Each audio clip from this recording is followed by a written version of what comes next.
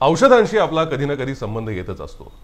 गेल्या वर्षभरात तर आपण पॅन्डेमिकमुळे सगळ्यांनीच फक्त आपल्याच आयुष्यात येणाऱ्या औषधांच्या किमतीबाबत नाही तर इतरांच्या आयुष्यात येणाऱ्या औषधाच्या खर्चाबाबतच्या बातम्या पाहिल्या असतील, ऐकल्या असतील। या औषधांच्या किमती नेमक्या का वाढतात याचा आपण कधी विचार केला नाही। त्याचं कारण असं आहे की आपल्यापर्यंत याच्यामागचं सत्यच पोहोचत नाही। या औषधांच्या किमती वाढण्याचं कारण असतं त्यामध्ये चालणारी कट प्रॅक्टिस। हे आम्ही बोलत नाही आहोत, अंबरनाथ मधल्या एका औषध विक्रेत्याने याबाबत खुलासा केलाय। पाहुयात याच बाबतचा हा खळबळजनक रिपोर्ट। औषध खरेदी म्हटली की सर्वसामान्यांच्या खिशाला शेकडो रुपयांचा भुर्दंड ठरलेलाच। मात्र याच औषधांच्या विक्रीत सरकारच्या चुकीच्या धोरणांमुळे सर्वसामान्यांची प्रचंड लूट होत असल्याची बाब समोर आली आहे। अंबरनाथ मधल्या आलम खान यांनी हे रॅकेट समोर आणलंय। इतकंच नव्हे तर यावर उपाय म्हणून त्यांनी जेनेरिक औषधांची एक मेडिकल चेनही सुरू केली आहे।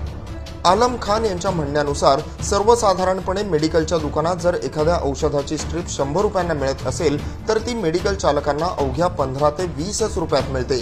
त्याच्यावरचे 80 रुपये हे मेडिकल चालकांचं निव्वळ उत्पन्न असतं। आलम खान हे स्वतः औषधांचे सप्लायर आहेत। अंबरनाथ शहरातल्या अनेक मेडिकल आणि हॉस्पिटल्सना ते औषधं आणि इतर वैद्यकीय सामुग्री पुरवतात।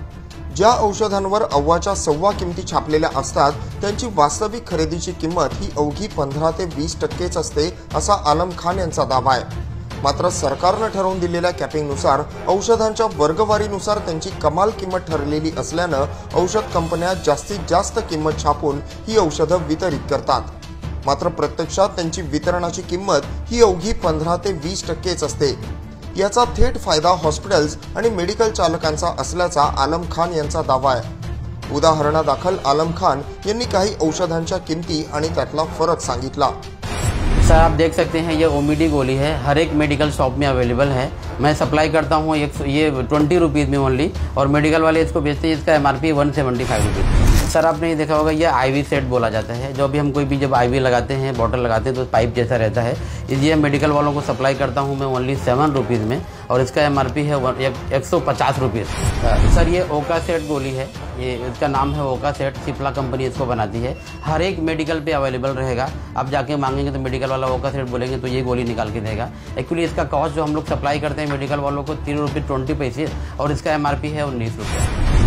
ऍसिडिटीवर वापरली जाणारी ओमिडी ही गोळी मी आलम खान यांच्याकडून फक्त 20 रुपयाला घेतलेली। ही 20 गोळ्यांची स्ट्रिप आहे आणि या गोळीवर MRP जर आपण पाहिली तर 175 रुपये MRP या गोळीच्या 20 गोळ्यांच्या स्ट्रिपवर आहे। आता 20 रुपयाला घेतलेली ही स्ट्रिप एका नॉर्मल मेडिकल शॉपमध्ये किती रुपयाला मिळते हे आपण पाहणार आहोत। ओमिडी आहे मॅडम, ओमिडी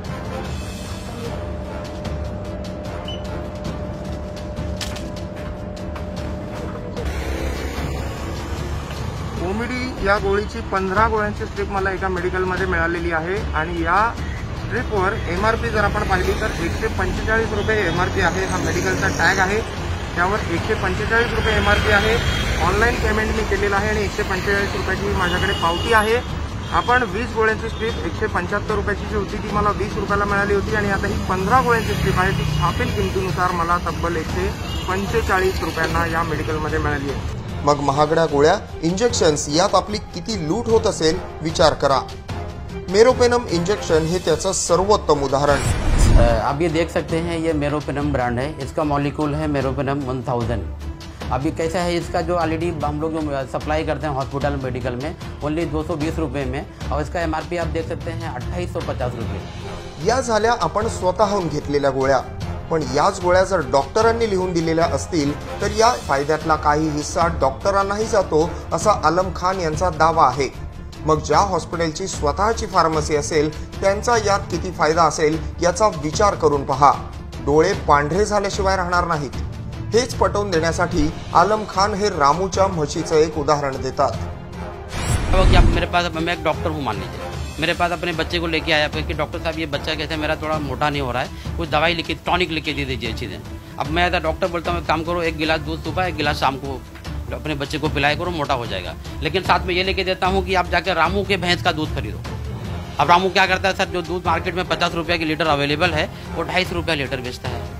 और आप जाएंगे चिट्ठी लेकर के बताएंगे तो बोलेगा भाई इतना है, आप बोलेंगे इतना महंगा क्यों, बोलेंगे आपको लेना है लो, तो नहीं लो, आप मजबूर होकर लेंगे, डॉक्टर साहब ने आपको लिखा है, आप डॉक्टर को भगवान समझ के गए हैं, तो क्या होगा बाद में उसके बाद 250 में लेके आ जाएंगे, उसमें से क्या होगा 150 रुपया ला के चुप्पे से और मेडिकल जो है भैंस वाला ला कर डॉक्टर साहब को देके जाएगा। फिर ये चेन चलती कैसे, इसका प्रॉफिट डिस्ट्रीब्यूशन कैसे होगा? प्लीज सर मैं आपको थोड़ा शॉर्ट में बताता हूँ। समझो सर क्या होता कि आपको ये कोई मेडिसिन आप डॉक्टर के पास गए, आपने डॉक्टर ने क्या बोला, आपको लिख के दिया कि आपको ये चीज़ों की तकलीफ है, आपको एक एंटीबायोटिक लिख के दिया, एक कोई पेंडाप्रोजाल वगैरह एसिडिटी की लिख के दिया, एक पेन किलर को लिख के दिया, तो क्या होता है सर उसकी जो लागत रहती है बहुत कम रहती है, डॉक्टर ने उसको हाई MRP वाला लिख के दे दिया। तो क्या होता है कि अभी जो सेल्स एजेंट आपने देखे होंगे कि डॉक्टरों के पास आते हैं बैग लेके, MR लोग आते हैं, एक्चुअली सर वो MR नहीं है, सेल्स एजेंट है अगर देखा जाए तो। वो क्या करते हैं, अपनी कंपनी का दवा बेचने आते हैं, डॉक्टर को बोलते हैं कि डॉक्टर साहब इसकी ये मरीज का कम से कम 250 रुपये MRP है, अगर आप लिख के दे देंगे तो उसको आपको क्या होगा, उसमें से आपको 70-80 रुपया मैं आपको दूंगा। एक्चुअली उसकी कीमत मुश्किल से 10 रुपया रहती है, पर क्या होता है इस तरीके से मेडिकल वाले को और कंपनी वालों को डॉक्टरों से तरह लूट मार चलता है एग्जाम्पल। पर कैसा होता है सर कि ब्रांडिंग का ही मेन खेल है, डॉक्टर लोगों को अपना कट चाहिए इस तरह से, लेकिन क्या होता है इसमें गरीब जनता, गरीब पब्लिक इसमें परेशान हो रही है सर। आपल्याला साधा सर्दी खोकला जरी झाला तरी डॉक्टरांनी सांगितलेली किमान 200 ते 300 रुपयांची औषधं आपल्याला घ्यावीच लागतात। मात्र ज्यांच्यावर आपण विश्वास ठेवतो अशा वैद्यकीय क्षेत्रातच जर अशा प्रकारे कुठेही कायदेशीर कचाट्यात न अडकता सर्वसामान्यांची लूट होत असेल तर हे कुठेतरी थांबायलाच हवं। यासाठी औषधांच्या निर्मितीचा खर्च आणि त्यावर कमाल फायद्याची टक्केवारी ठरवून सरकारनं औषधांच्या किमती नियंत्रणात आणणं गरजेचं बनलंय। अन्यथा या पांढरपेशा फार्मसी आणि मेडिकल सिस्टीमकडून सर्वसामान्यांचं हे शोषण आयुष्यभर असंच सुरू राहील। किरण सासेसह निनाद करमरकर, ABC न्यूज, अंबरनाथ।